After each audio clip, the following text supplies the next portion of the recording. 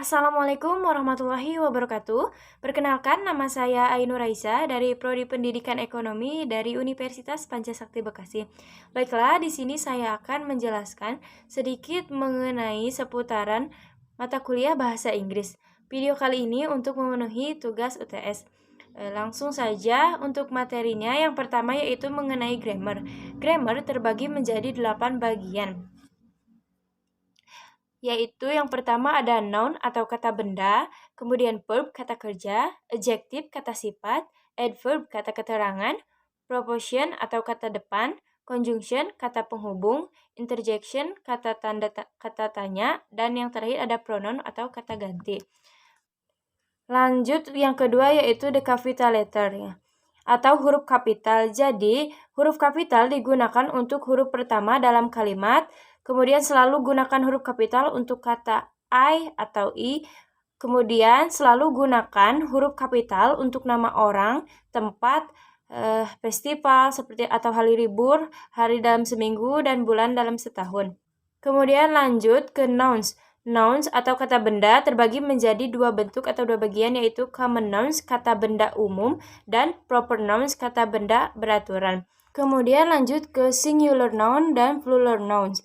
Singular nouns atau kata benda tunggal, gunakan e atau en sebelum kata benda tunggal. Gunakan kata depan yang dimulai dengan vokal a, i, u, e, o. Kemudian gunakan e sebelum kata yang dimulai dengan huruf alfabet. Dan gunakan n bukan a sebelum kata-kata yang dimulai dengan h atau h. Plural nouns atau kata benda jamak. Ketika Anda berbicara tentang dua orang atau lebih, binatang, tempat, atau benda, gunakan kata benda jamak. Kebanyakan kata benda dibuat jamak dengan menambahkan atau berakhiran s, is, as di akhirnya. Collective nouns and masculine and feminine nouns. Jadi, collective nouns yaitu merujuk kepada sekelompok orang, hewan, atau benda. Kemudian, masculine and feminine nouns. Masculine nouns itu kata-kata untuk laki-laki, anak laki-laki, dan hewan jantan. Kemudian untuk feminine nouns yaitu kata-kata untuk wanita, gadis, dan hewan betina. Kemudian pronouns atau kata ganti. Kata ganti terbagi menjadi beberapa bentuk, yaitu yang pertama ada personal pronouns atau pribadi, yaitu kata-kata yang termasuk ke personal pronouns adalah I, you, he, she, it, and they. Kemudian interrogative pronouns atau tanya.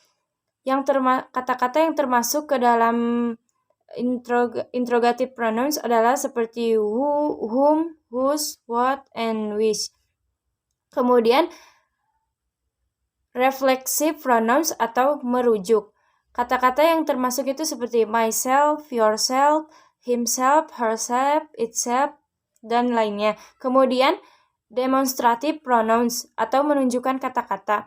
Kata-kata yang termasuk ke dalam demonstrative pronouns adalah seperti who, whom, whose, what, and which.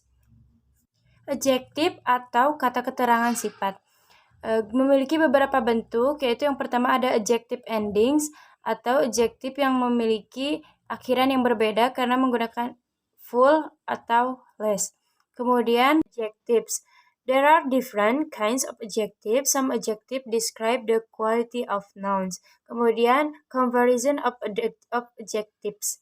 Ketika kamu membicarakan dua orang atau benda, gunakan comparative form of the adjective clause.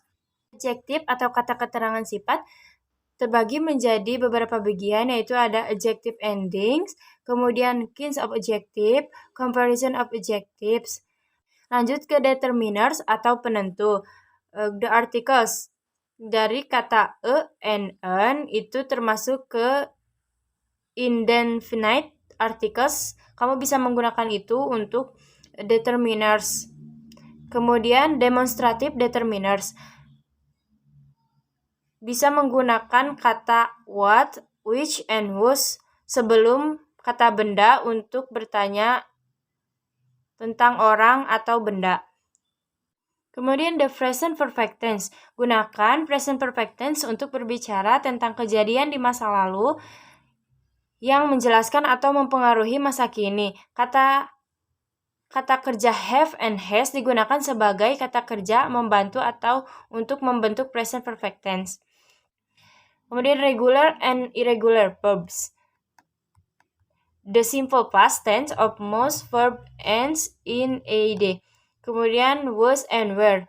Gunakan was untuk pronouns I, he, she, and it, and with singular nouns. Kemudian the past progressive tense. Gunakan bentuk lampau progresif untuk berbicara tentang tindakan yang sedang terjadi pada saat tertentu di masa lalu. Maybe it is enough. Mohon maaf atas kekurangannya. Wassalamualaikum warahmatullahi wabarakatuh.